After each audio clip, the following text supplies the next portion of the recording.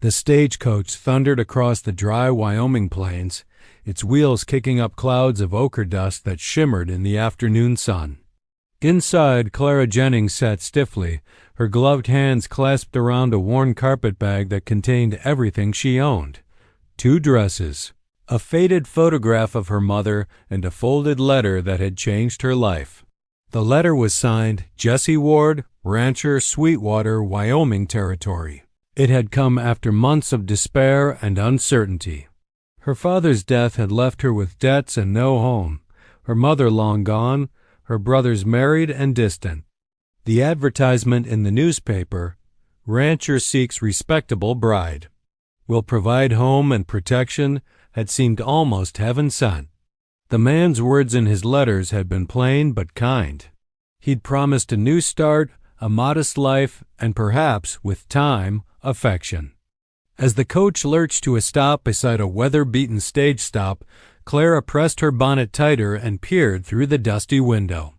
The place looked less like a town and more like a memory. A few broken hitching posts, an old water trough, a wooden sign that creaked in the wind. The driver called out gruffly, "Sweetwater stage stop." "Last stop, miss." Heart pounding, Clara stepped down into the blinding light. The wind tugged at her skirt and carried the scent of dry sage and loneliness.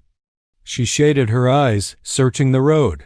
The letter had said Jesse Ward would meet her here at noon, but the horizon stretched empty in every direction. "Will he be along soon, ma'am?"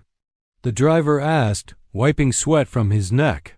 He said he would meet me here," Clara managed, trying to keep her voice steady. "He's a rancher nearby." "Jesse Ward." The driver frowned faintly, glancing toward the west. "Ain't heard that name lately." "You sure, miss?" Clara forced a smile. "Quite sure, sir." "I'll be all right." He hesitated, then climbed back onto the seat. "Next coach ain't due till Thursday," he warned. "Ain't much here but wind and prairie dogs." "I'll be fine," she lied. The stagecoach rattled away, the sound of the wheels fading until there was nothing but silence, a silence so heavy it pressed on her chest. She stood alone beside her trunk, the sun lowering, her heart sinking. Minutes passed, then an hour. She sat on her trunk, staring down the road, every heartbeat whispering he'll come. But no figure appeared, no horse, no dust trail. The shadows stretched long, and the air grew cold. Her throat tightened as realization dawned she had been forgotten, or worse, deceived. Clara tried to hold herself together. She had been strong all her life. When her father died, when the house was sold, when every door back east had closed to her. But now, sitting in the middle of nowhere, miles from any town, she felt the first tear fall, then another. Soon she was sobbing quietly, her face hidden in her hands. The prairies stretched endlessly around her, vast, silent, indifferent. The sound of her crying seemed swallowed by the wind.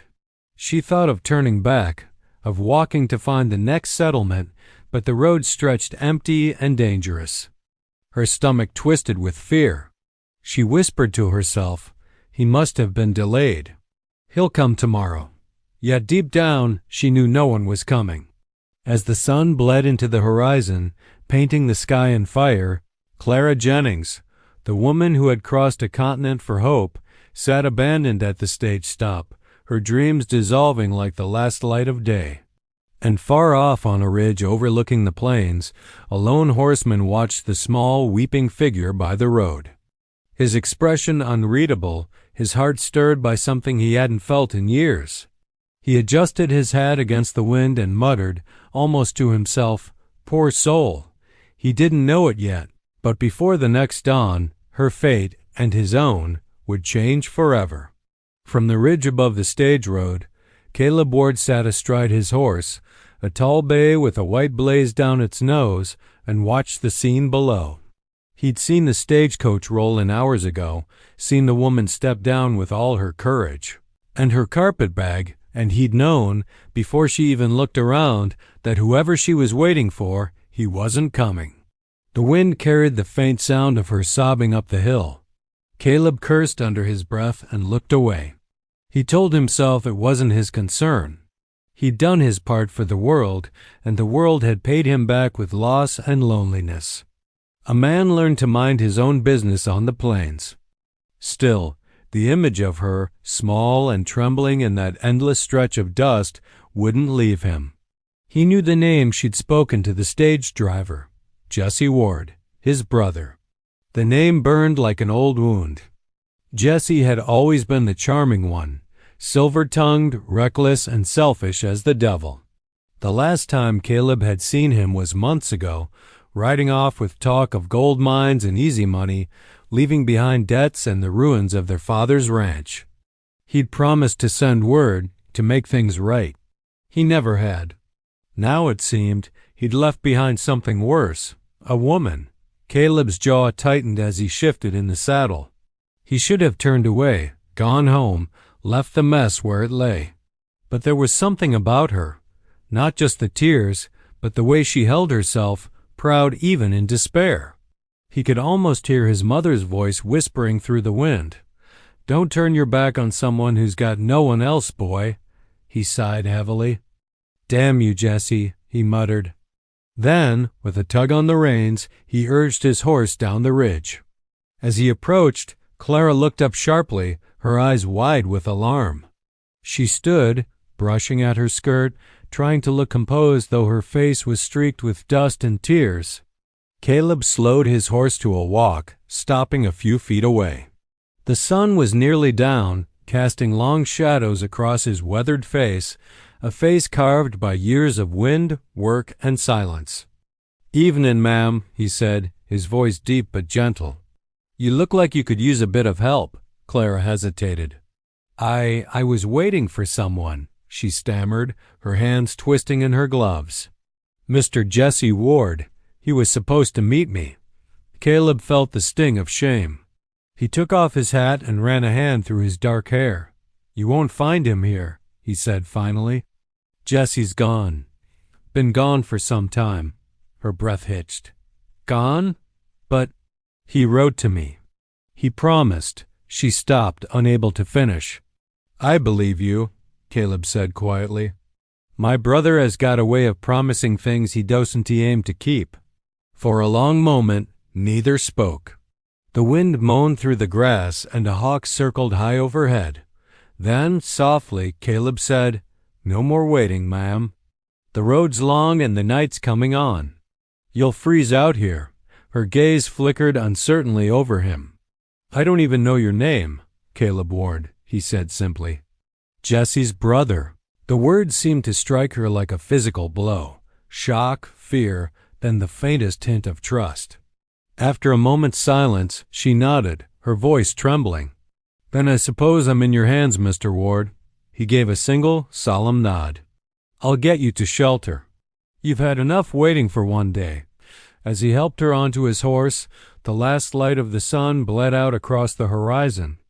Behind them, the empty stage stop faded into shadow, and before them stretched the long, uncertain road toward his lonely ranch and toward something neither of them yet understood, a beginning born out of abandonment. By the second week, the strange quiet between Caleb Ward and Clara Jennings had softened into something companionable, not quite friendship, not yet affection, but something steady and unspoken. Life on the ranch fell into rhythm. The rising sun, the creak of the barn door, the smell of coffee brewing, and the sound of two people learning how to exist in one another's company. Caleb noticed first how quickly she took to the land. She woke early, rolling up her sleeves before he could say a word, and by the time he returned from the morning feed, the cabin would be warm with the smell of biscuits and fresh coffee. When she wasn't cooking, she was cleaning, sewing, or tending to the small patch of herbs behind the house. There was purpose in every movement she made, a determination to prove her worth even though he never asked her to. One morning he found her hauling water from the well. The bucket was nearly her weight, but she refused to let him take it. "Ma'am," he said, stepping forward, "you don't need to do that. The well's deep. I can manage it." Clara set the bucket down and straightened, brushing a stray wisp of hair from her face. I'm not helpless, Mr. Ward. He gave a slow smile, the kind that came from somewhere deep inside. Never said you were. Just seems unfair for you to do all the heavy lifting when I've got two hands free. Unfair, she repeated with a little laugh. You've been doing every hard thing since I arrived. Let me earn my keep. Caleb studied her, the sun catching her hair, the dust on her boots, the fire in her eyes, and nodded once. All right, then. But only if you take a rest come noon. She didn't, of course. Pride wouldn't let her. Over time, Clara's presence changed the rhythm of the place. She hung curtains in the cabin's single window, laid a cloth across the table, scrubbed years of dust from the corners. The house that had always been silent began to feel like a home. Caleb found himself lingering in the doorway some evenings just to watch her move about, her soft humming, her way of filling the empty space with life. Still, he tried to keep his distance. He'd seen what came from letting hope take root. But every time she looked up at him with that quiet courage, something in his chest shifted. One evening after supper, Clara mended a torn sleeve from his shirt by the fire. The light glowed against her hands, the needle flashing with each motion. Caleb sat across from her, trying not to stare, until finally he said, "You don't owe me a thing, Clara." She didn't look up. Maybe not. But I don't believe in owing or being owed. I believe in doing what's right. You've done more than right, he murmured. You've made this place feel. He stopped, uncertain how to finish. She lifted her gaze to meet his. Alive? He nodded. Yeah, that. For a long moment, the only sound was the crackle of the fire. The air between them seemed to hum, fragile, filled with things neither dared to speak. Clara dropped her eyes back to her sewing, but her cheeks flushed with warmth. Later that night, when Caleb stepped outside to check the horses, he found himself staring at the horizon, at the stars scattered like spilled dust across the sky. He wasn't sure what was happening, only that for the first time in years, the loneliness didn't ache so sharply. Inside, Clara finished the last stitch and folded the mended shirt neatly on the chair. She glanced at the empty doorway where Caleb had stood and whispered to herself, "You've done enough waiting, Clara Jennings." Maybe kindness is its own kind of courage. The wind moved gently through the cottonwoods, carrying her words into the quiet night, two proud hearts softening, slowly, into something neither yet had the courage to name. The day had been long and golden, filled with the smell of hay and the hum of bees in the wild sage. As evening drew near, the valley softened into quiet. The light turned copper and the air grew still, heavy with that peculiar hush that always seemed to fall before night. Clara Jennings stood on the porch of the Ward ranch house, her hands wrapped around a tin cup of coffee gone cold. She watched the sun slide behind the hills, painting the sky in streaks of rose and amber. For the first time in months, she wasn't afraid of the night. She'd come to find comfort in its stillness, and though she wouldn't admit it aloud, in the steady presence of the man who shared it. Behind her, Caleb Ward stepped quietly out of the cabin, his boots creaking against the wood. "Beautiful evening," he said, leaning one shoulder against the porch post. Clara smiled faintly. "Almost too beautiful. Makes it easy to forget how far from everything we are." Caleb followed her gaze toward the horizon. "Distance has its uses," he said after a pause. "Out here, a person gets a chance to start clean, if they be brave enough to face what they left behind." She turned toward him, her eyes softening. "Is that what you did? Started clean?" He gave a short, humorless laugh. "Not exactly. More like ran out of places to run." The words hung between them, heavy as the dusk settling on the land. Clara had known there were things he didn't speak of, a sorrow in the way he looked at the world, a weariness in his voice when he talked of family. She had felt it too, that weight of old regrets pressing quietly against the heart. "I wasn't running," she said after a while. "At least, not at first. My father died last winter. Left me with nothing but debt and shame. My brothers sold everything that wasn't nailed down, and the only thing left for me was a newspaper advertisement from a man I didn't know. Caleb looked at her then, really looked, the fading light catching the gold in her hair, the tremble in her voice. And you trusted him enough to cross half the country? Clara's lips curved in a sad smile. I trusted Hope. Foolish thing, isn't it? It doesn't know when to quit, he nodded slowly. Hope's a stubborn beast. Hard to break even when you try. The air between them grew quiet again, filled only by the chirping of crickets and the faint rustle of cottonwoods. Caleb moved to sit on the step, resting his elbows on his knees. The last of the sun brushed across his face, softening the rough lines. After a long silence, he spoke again, his voice low, almost reluctant. Jesse wasn't always a bad man. Just one who never learned when enough was enough when secrets are shared at sundown. The wind had picked up by the time Caleb Ward and Clara Jennings reached the narrow trail that wound through the cottonwoods. Dusk lay heavy on the land, the kind of dusky gold that makes everything shimmer with loneliness. Clara sat side-saddle behind Caleb, her hands clutching the back of his coat, her body tense but silent. Each hoofbeat echoed against the emptiness. She'd never ridden so far into nothingness before. The land seemed endless. No houses, no fences, no sound but the wind in the grass. It frightened her, but the quiet steadiness of the man before her somehow anchored that fear. His shoulders were broad, his movements calm, deliberate. When they crossed a shallow creek, she finally found her voice. "You didn't have to come for me," she said softly. Caleb didn't look back. "Maybe not. But I couldn't leave you there." He spoke simply, like a man who meant every word and didn't care for the sound of them. Clara hesitated.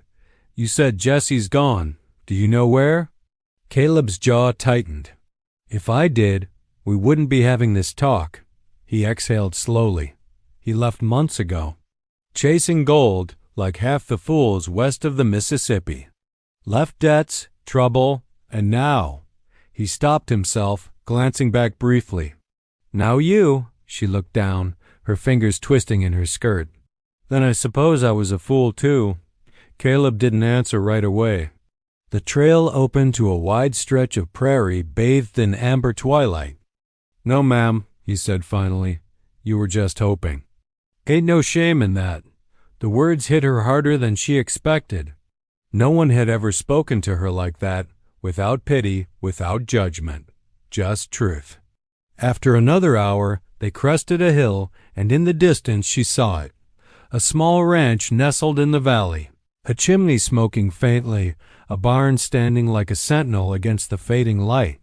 Relief washed through her. Caleb slowed the horse and nodded toward it. "That's my place. It ain't much, but it's dry and warm. You can stay till you figure what comes next." "I don't want to be a burden," she said quickly. He gave a short laugh, low, rough, almost surprised. "You won't be." When they reached the house, he dismounted first and offered his hand. She hesitated, then placed her gloved fingers in his palm.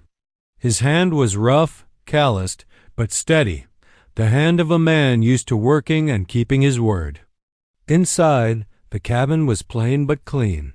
A sturdy table, a worn armchair, a narrow bed behind a curtain, and shelves lined with tools and a few well-used books. The fire crackled, and the smell of pine filled the air. "You can take the bed," he said. "I'll bunk in the barn." "Oh, I couldn't," she protested. "You can," he said firmly. Then his voice softened. "You've had a hard enough day. Rest easy. We'll talk come morning." He started for the door, but she stopped him. "Mr. Ward?" He turned. Her eyes met his, glistening with gratitude and something unspoken. "Thank you for coming. I thought—" Her voice faltered. "I thought no one would." He studied her a long moment, his face unreadable. Then, with that same quiet certainty that had carried her through the wilderness, he said the words that would stay with her long after he de-stepped into the cold night air. "No more waiting, ma'am. You're safe now." The door closed behind him, the wind whispering through the cracks. Clara sank onto the edge of the bed, her heart still trembling, not from fear anymore, but from something she hadn't felt in years, hope. Outside, Caleb stood beneath the stars, staring at the horizon. He told himself he was only doing what was right. But deep down, as the moon climbed high over the plains, he knew that the moment he'd said no more waiting, something inside him had changed too. Neither of them knew it yet, but their lonely waiting days were over. Morning light crept through the thin curtains of the cabin, painting gold across the rough-hewn walls.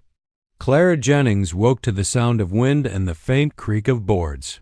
For a moment, she didn't remember where she was. Then the scent of pine smoke and coffee brought it back. The long journey, the empty stage stop, the quiet cowboy who had said, "No more waiting." She sat up slowly, listening. Somewhere outside, she heard the scrape of metal, the low murmur of a horse, and a man's voice humming under his breath, deep and steady, like the rhythm of the earth itself. Curiosity pulled her to the window. The view took her breath away. The valley stretched wide and green below the mountains, framed by cottonwoods and wild sage. A few cows grazed lazily near the fence line, and beyond them Caleb. Ward was already at work. Tall, broad-shouldered, his shirt rolled to the elbows, moving with the quiet confidence of a man who belonged entirely to the land. For the first time since she'd arrived, Clara felt a small spark of peace. When she stepped outside, the cold air nipped her cheeks. Caleb looked up from the trough he was repairing. "Mornin', ma'am," he greeted, tipping his hat. "You sleep all right?" "Well enough," she said, pulling her shawl tighter. "You were up early." "Always I am," he said simply. "Chores don't do themselves," Clara smiled faintly. "If you'll point me to a basin, I'll see about breakfast." "It's the least I can do." He frowned, almost uncomfortable. "You don't owe me that." "I'd like to," she said softly. Something in her tone, gentle but sure, silenced his protest. He nodded toward the well. "There's water out back. Bacon and beans in the cupboard." Inside, Clara moved with quiet purpose. The cabin was small, but she found comfort in the simple order of it. The tools lined neatly, the floor swept clean, the single chair by the fire. It felt like a place built by patience, not joy. She imagined Caleb coming home night after night to the same silence. As the smell of breakfast filled the room, Caleb stepped inside, brushing dust from his hands. For a moment, he just stood there, watching her at the stove, the way her hair caught the light, the sure movements of her hands. It had been years since anyone had filled this house with such warmth. He cleared his throat. "You didn't have to go to the trouble." Clara turned, a wisp of hair loose from her bun. "It's no trouble. A warm meal feels a bit like belonging." He met her eyes then, really met them, and something unspoken passed between them. Two people, both used to silence, recognizing the same ache in each other. After they ate, he showed her around the ranch, the corral, the barn, the half-broken fence that always needed fixing. "Ain't much, but it keeps me busy," he said. She ran her hand along the fence post, feeling the rough wood beneath her fingers. "You built this alone?" He nodded once. After Pay asked, "It's quiet, but quiet suits me." Clara looked around, her heart tugging at the emptiness of it. A man and his land, faithful and forgotten. "It's a fine place," she said, though she could feel how lonely it must be. That night, after supper, Caleb sat by the fire while Clara mended a torn sleeve from her trunk. The light flickered across their faces, softening the lines time had carved there. "You can stay as long as you need," he said finally. "There's no rush to move on." Clara looked up, her needle pausing mid-her. "You've already done more than you had to." He gave a small shrug. "Maybe, but sometimes doing what you don't have to, that is what makes a man worth something." For a long while they sat in silence, the kind that felt gentle instead of empty. Outside, the wind whispered through the cottonwoods, and for the first time in years, Caleb Ward's ranch didn't feel so lonely. The next morning, the ranch seemed almost peaceful. The storm had passed, leaving the plains glistening with dew, and the air smelled of wet earth and new beginnings. Clara Jennings moved through the cabin with quiet purpose, humming softly as she arranged the small breakfast table. She had begun to feel a sense of ownership over her new life, a rhythm to the ranch that grounded her, a comfort she hadn't felt since she left her father's home. Caleb Ward returned from the barn, his boots leaving small puddles on the floorboards. He carried a basket of fresh eggs and a small pail of milk. "Morning," he said, tossing the eggs gently onto the counter. "Storm didn't do too much damage out back," Clara smiled. "I think nothing could scare you out here." He gave a half smile, brushing rain from his coat. "Not much does. But it reminds you, people are unpredictable. And worse, they talk." Clara paused, spoon in hand. "Talk?" Caleb nodded. "Town's a short ride from here, and I've got a feeling folks are already asking questions." By mid-morning, the rumors had begun to arrive, carried by a writer from the town and later whispered by passing neighbors. A preacher's wife mentioned it in passing, a stern look on her face. "I hear a woman staying at the Ward Ranch, alone with the man himself." Folks say it's improper. Clara felt the heat rise to her cheeks. She had tried to move quietly, to be respectful of the land and the man who had given her shelter, but here was the town, measuring her worth in whispers and judgment. She tried not to let it bother her, focusing instead on sweeping the porch and arranging firewood, but the words lingered like dust in her lungs. Caleb returned mid-morning, eyes dark with concern. He had heard the gossip too, and his jaw tightened as he listened to her recount the encounters. "They'll talk regardless," he said quietly, placing a steady hand on her shoulder. "But that doesn't mean we give them the power to make us small." Clara looked up at him, her blue eyes wide. "Do you care what they think?" He shook his head. "Not in the least. You're staying here, and that's that. Anyone with a problem can take it up with me." The weight in his words was unmistakable, a promise and a warning. Clara felt a wave of gratitude mixed with a flicker of fear.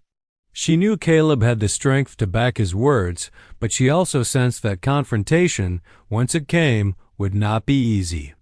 As the afternoon wore on, more visitors arrived, some curious, some judgmental. Whispered comments reached her ears. "Who is she? Why's she living with him? Ain't no proper match for a lady." Each remark stung, a reminder of the outside world's narrow view of women, of propriety, of reputation. Clara busied herself with chores, letting her hands work while her mind reeled. She had spent so long trying to belong somewhere, to earn a place of respect, and now, even here, she felt the pressure of expectation. She glanced at Caleb, who worked nearby, his jaw set, eyes alert for any who might challenge the sanctuary of his ranch. Finally, as the sun dipped low behind the distant hills, Caleb wiped his brow and approached her. "You've got to understand something," he said firmly. "I don't care what they say. This is your home if you want it, and you'll have my word and my back always." Clara felt the weight of relief wash over her, mixed with warmth. Here, in this vast, rugged land, among suspicion and whispers, she had found an ally.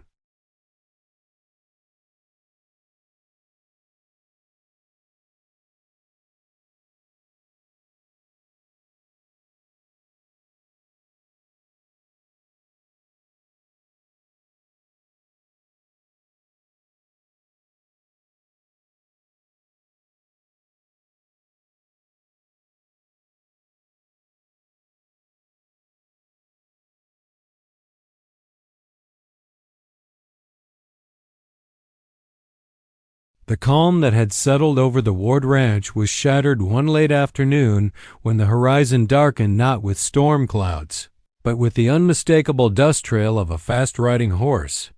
Clara Jennings spotted it first from the cabin porch, the shape growing larger, more defined, the rider leaning low over the saddle, urging the horse onward with urgency and purpose.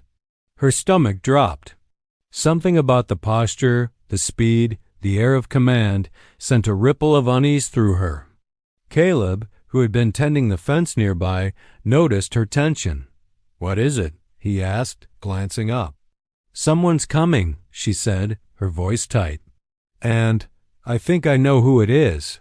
The horse thundered up the trail, hooves drumming against the earth, dust swirling like a storm around its legs. Caleb's face darkened as the rider approached.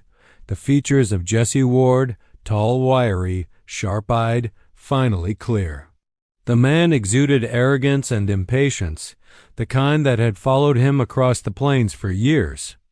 Jesse slowed just enough to see Clara standing on the porch, and recognition flashed in his eyes.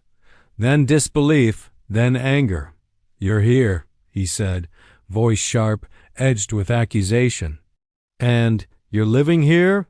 With him?" He pointed toward Caleb as if the man were an intruder rather than the one protecting the land Jesse had abandoned. Clara's heart pounded. She had imagined this confrontation countless times during lonely nights on the stage stop and in the cabin, but nothing had prepared her for the reality of facing Jesse's scorn, his sense of ownership. She straightened her spine. "Yes," she said firmly, "I am here, with him." "Because you never came for me." Jesse's jaw tightened. "I sent word," he insisted.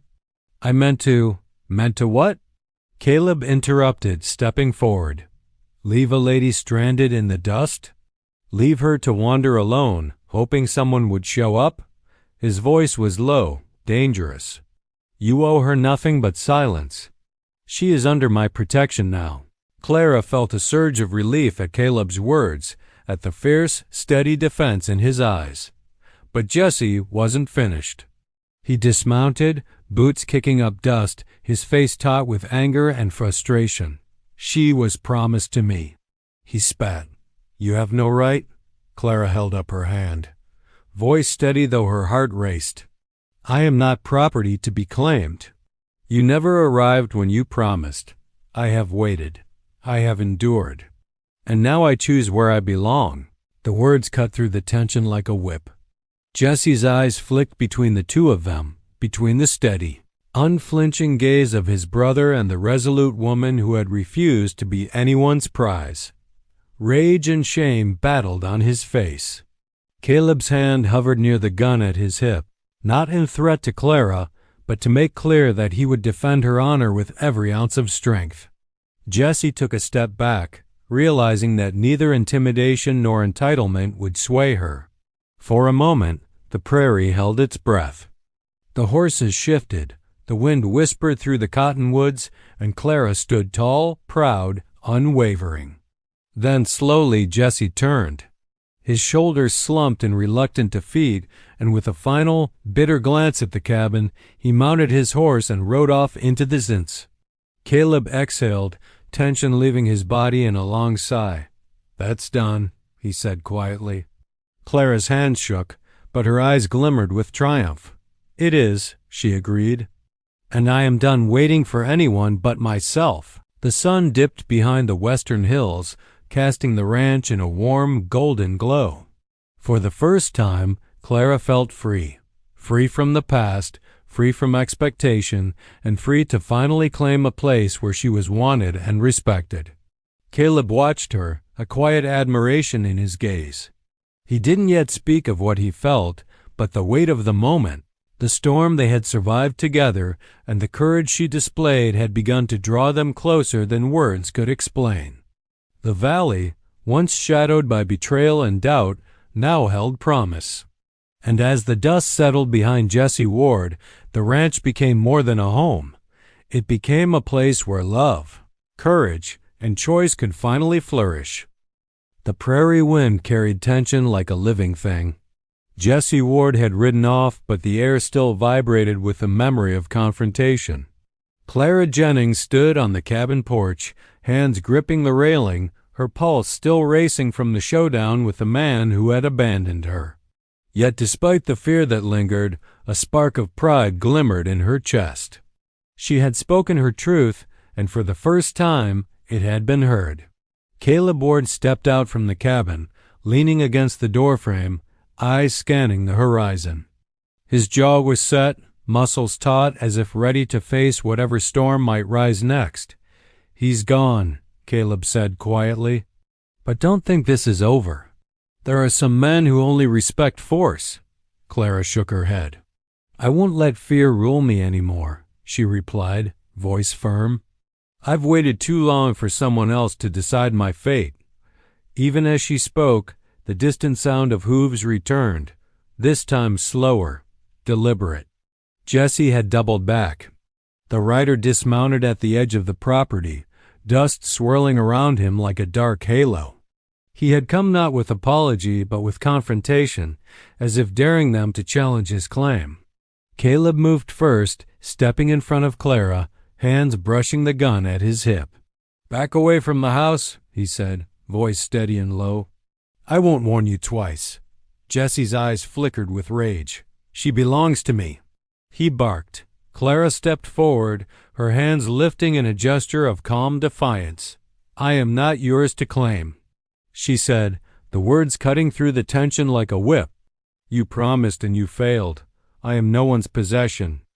The air between the two brothers grew taut, heavy with years of resentment. Caleb's eyes burned with a quiet fury he had not shown in years. Jesse mirrored it, reckless and brash, every muscle coiled for confrontation. The wind swirled dust into their faces, and for a heartbeat, the prairie itself seemed to hold its breath. "You think your words change anything?" Jesse sneered. "I am the one who promised her. You've taken what's mine." Caleb's gaze never wavered. "Nothing of yours was ever yours to take," he said evenly. "She chooses where she belongs. And right now, she chooses here. With me or no one." Clara felt the weight of the moment pressing down, the vast emptiness of the plains, the wind, the tension radiating from the men. Her heart hammered, but she refused to step back. "I was waiting for kindness, not ownership," she said, voice firm, unwavering. "I will not be the prize in your fight." For the first time, Jesse's bravado faltered. He saw the truth in her eyes, the strength he had never considered, a courage that dwarfed his entitlement. Rage wrestled with shame across his face. He took a step back, realizing that intimidation alone would not sway her, that Caleb's protection was absolute, and that her resolve was unshakable. Caleb lowered his hand slightly, though his posture remained protective. The tension lingered for a moment, then Jesse, bitter and humiliated, spun and mounted his horse. Without another word, he rode off, dust trailing behind him, leaving silence in his wake. Clara exhaled slowly, the weight of fear and anger lifting from her shoulders. Caleb turned to her, expression softening. "That's done," he said, voice low but steady. She met his eyes, her own glimmering with relief and pride. "Yes," she said, "it is done. And I am done waiting for anyone but myself." The sun sank behind the western hills, casting a golden glow over the ranch. The wind whispered through the cottonwoods, carrying the scent of sage and earth. For the first time in months, Clara felt free, free from expectation, free from judgment, and free to claim the life she had chosen. Caleb reached for her hand, gently, with the weight of unspoken promises. Their eyes met, and in that quiet moment, the duel of words and will was resolved not with violence, but with courage, truth, and choice. The ranch, once shadowed by fear and betrayal, now stood as a sanctuary of hope, strength, and the beginnings of love. The valley lay bathed in early morning light, soft and golden, as if the world itself had paused to breathe. Clara Jennings stood on the porch of the Ward Ranch, her eyes sweeping over the land she had come to call home. The storm of the past months, abandonment, fear, gossip, and confrontation, had passed, leaving behind a quiet strength she had never known she possessed. Caleb Ward appeared from the barn, wiping the sweat from his brow, the early sun glinting off the tools in his hands. There was an ease to his movements now, a calm that had settled over the ranch as thoroughly as the sunlight. He paused when he saw Clara, a smile tugging at the corners of his mouth, soft and unguarded. "You look like you finally claimed this place," he said gently. Clara smiled back, the warmth in her chest spilling into her eyes. "I suppose I have," she said. "Not because I came here to wait, but because I stayed." The words held a weight beyond the literal, a declaration of choice, of courage, of independence. She had learned that life was not about waiting for others to arrive, to rescue or fulfill promises, but about carving a place for oneself, even in the wild, untamed stretches of the plains. Caleb stepped closer, brushing a strand of hair from her face. His hand lingered just long enough to convey more than words could. "You could make this your home," he said softly. "Not as a guest, not as someone I owe protection to, but as my wife. If you'll have me." Clara's breath caught, her heart hammering. She thought back to the lonely stage stop, to the tears she had shed when the world seemed to have abandoned her. She remembered the first time Caleb's steady hand had offered her rescue, the long evenings of quiet companionship, and the stormy night when they had both revealed fragments of their pasts. And now, standing here, she realized that she had found something stronger than safety.